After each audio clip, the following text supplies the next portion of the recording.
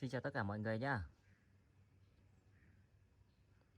Hôm nay mình lên video hướng dẫn cho mọi người cách trồng lan hồ điệp cách hiệu quả nhất nhá.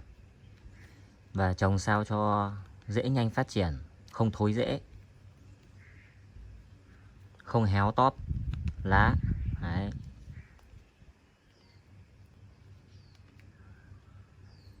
Đây là một chậu hồ điệp vẫn ở nguyên cốc nhé.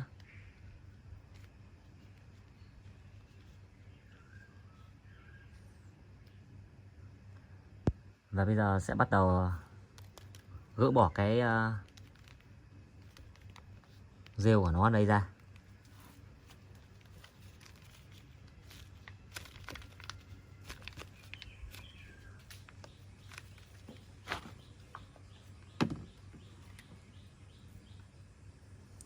Cái rêu này nó mang tính chất là giữ ẩm, nhưng mà ẩm quá là nó thối rễ nhá.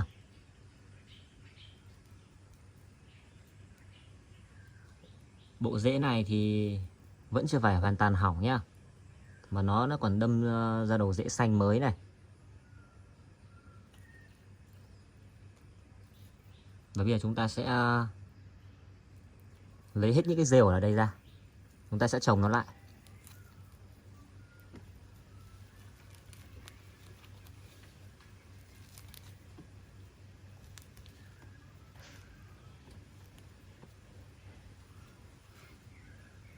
Chúng ta lấy hết sức nhẹ nhàng ra, phải tránh bị gãy rễ và hỏng đầu rễ nhá.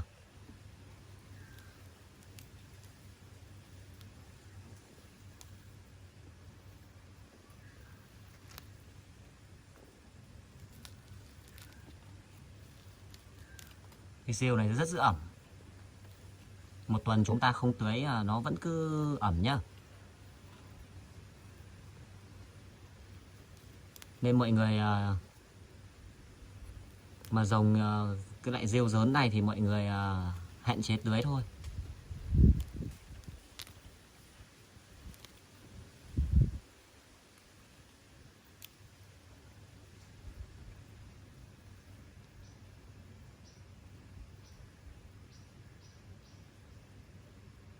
Này nó lại lên mầm mới này.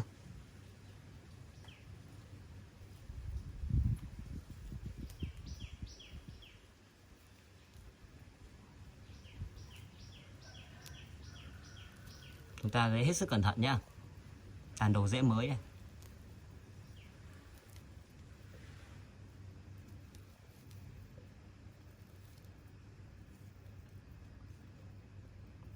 Những cái bộ rễ mới này mà chúng ta vẫn để ở nguyên cốc, chúng ta không thay chậu và trồng lại cho nó thì sau này nó cũng vẫn bị thối thôi ạ. Bởi vì nó trong một cái cốc. Chúng ta cho ra một cái chậu to, trồng bằng vỏ thông thì nó sẽ thông thoáng và nó phát triển hơn.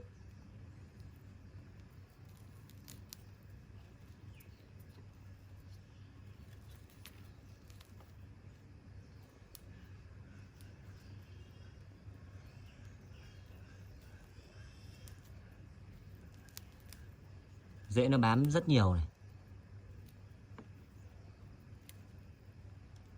Nên chúng ta lấy cái rêu này ra hơi lâu một chút.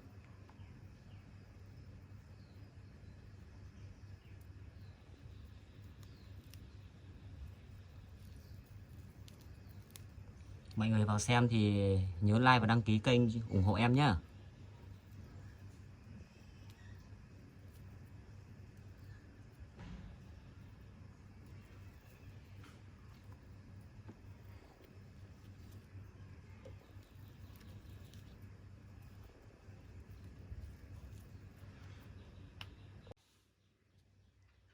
Sau khi chúng ta lấy hết phần rêu ở bộ rễ ra thì chúng ta bắt đầu xem cái rễ nào nó bị dập này hoặc nó bị thui hỏng rồi thì chúng ta cắt bỏ nó đi nhé.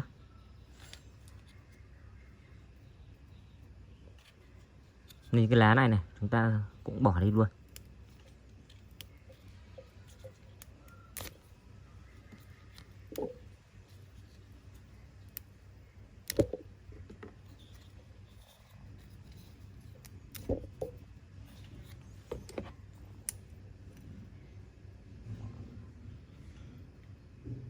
Cây này thì bộ rễ của nó ok.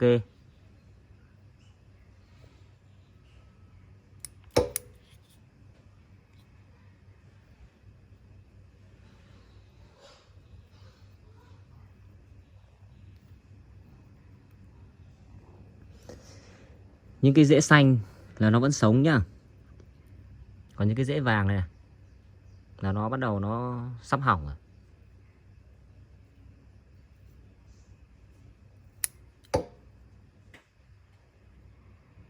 Nhưng mà nó vẫn có thể nó mọc được rễ ra nhá mọi người nhá.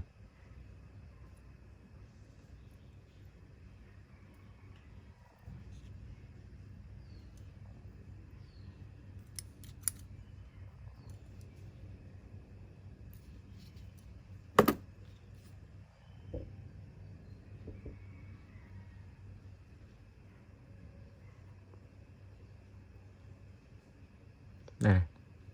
Cây này nó đã ra 2 cái mầm ở đây này.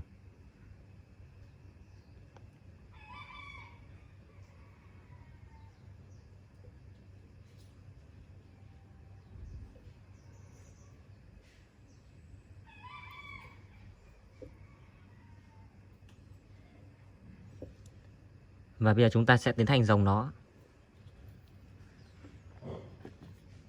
Chúng ta sẽ chuẩn bị một cái chậu này và vỏ thông. Chúng ta sẽ rải một lớp vỏ thông to ở dưới nhá.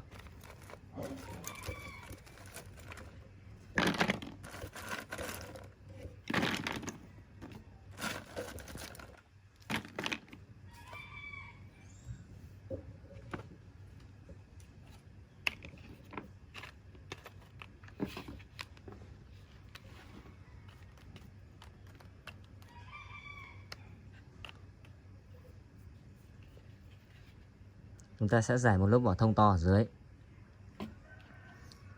Cái này ở nhà mọi người có vỏ than, chúng ta kết hợp trồng cùng cũng được nhá, hoặc sơ dừa. Nhưng mà em trồng thì hoàn toàn 100% là vỏ thông nhá.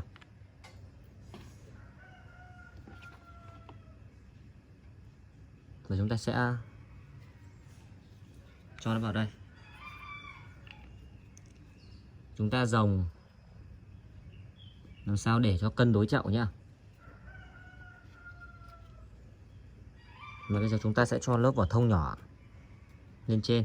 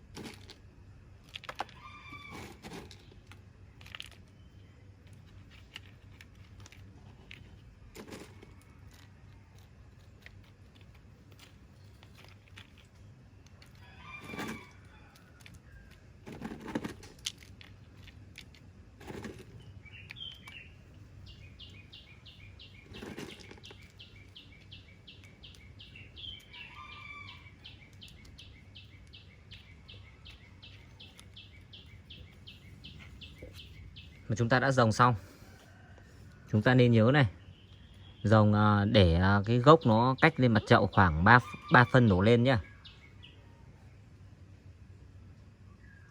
Bởi vì sau này cái rễ mới này nó ở đây nó sẽ đâm xuống, nên chúng ta để cái bộ gốc nó sẽ thông thoáng.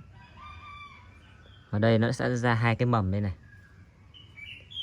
nên chúng ta hết sức để ý nhé, trồng cho nó cao lên. Sau này nó ra mầm nó sẽ đâm ở dưới nhé, nó sẽ không phát triển được, hỏng luôn bộ mầm của chúng ta.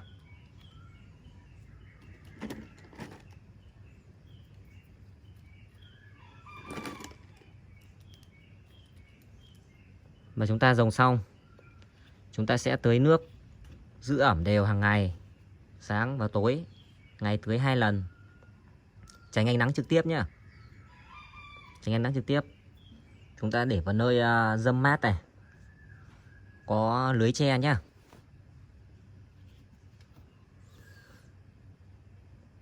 Mọi người like và cho em xin nút đăng ký kênh để ủng hộ nhá.